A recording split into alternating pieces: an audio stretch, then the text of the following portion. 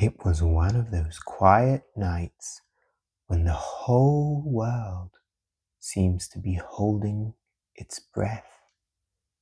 The trees were still, the air was soft, and the sky above Ella's window was darker than she'd ever seen it. Ella couldn't sleep. She lay in bed, staring at the ceiling, when she heard a sound, a tiny humming sound, almost like someone singing far away.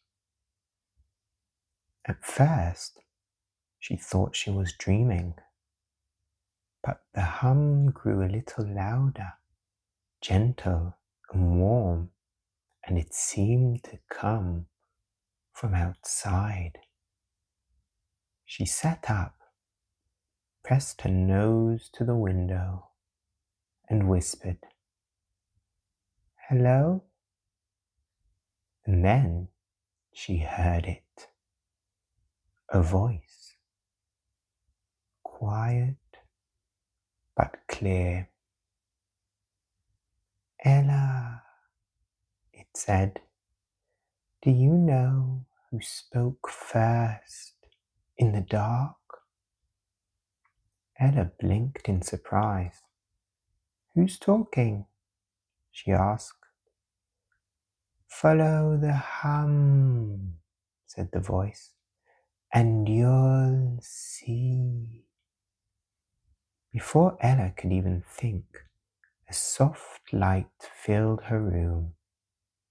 It shimmered like dust in sunlight. The light wrapped around her gently, and suddenly she wasn't in her bed anymore. She was floating. Below her, the houses were smooth and still. The clouds drifted beneath her feet, and above her, the stars were brighter than she had ever imagined. They sparkled and twinkled, thousands of them, like tiny candles in the sky. One star shone a little brighter than the rest. It pulsed as if it were alive. When Ella looked at it, the voice spoke again. "I am the first star," it said kindly. "Before me there was only darkness and silence."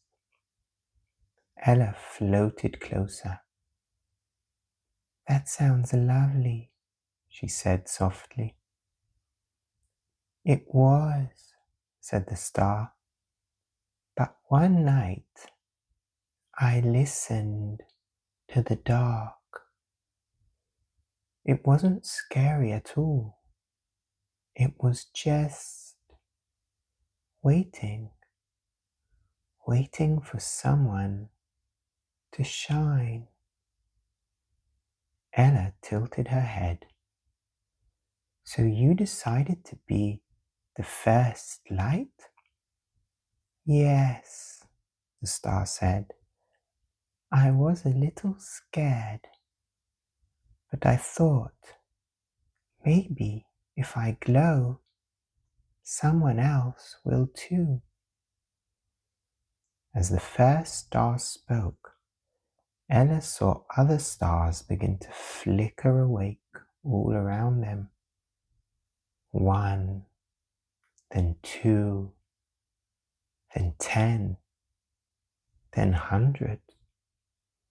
Each one blinked to life, spreading light across the sky. "Look," said the first star proudly. "They saw my glow and they began to shine too. That's how the night sky was born. Ella's eyes sparkled. You started it all. The star gave a warm laugh, more like a hum than a sound. Maybe, but light is meant to be shared. One glow can start 1,000 others. For a while, Ella and the star floated together, watching the others twinkle. The air was quiet, but not empty. It felt alive, soft, and full of tiny sounds, like the night was breathing. Ella whispered, "The dark doesn't seem so big anymore." "That's because you can see its heart," said the star. "Even the darkest night has room for a little light." The stars began to fade a little, turning softer and calmer. "It's time to rest now, Ella," it said. "You have your own glow inside you. You just forget to see it sometimes." Ella smiled sleepily. "Will I see you again?" "Always," said the star. "Just look up." The light around Ella wrapped her like a blanket, and she began to drift downward. The stars blurred into silvery dust. The humming grew slower, like a lullaby. Back in her bed, everything was still. Through her window, one star blinked, once, twice, as if to say good night. Ella smiled. The dark no longer felt empty. It felt safe.